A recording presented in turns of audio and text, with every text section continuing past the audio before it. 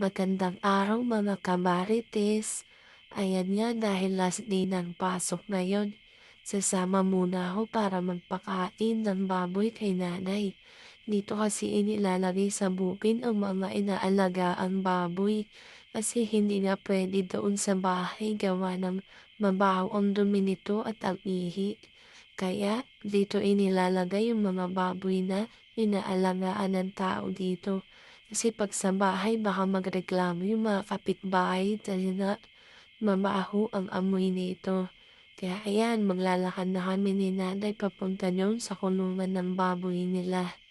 Ayan, medyo maputik nga kasi ilang araw pa lang na umiinit kaya ganyan ang lakaran dito.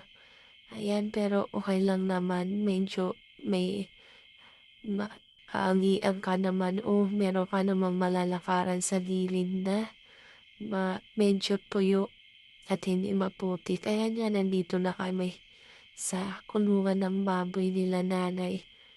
Medyo malayo-layo 'to sa bahay kaya medyo mahaba-habang lakaran.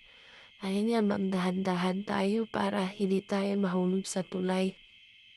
At meron nga ditong baboy na kulay itim, hindi ko lang alam kung kanino yan. At nandito naman yung kila nanay na baboy at saka kay ate.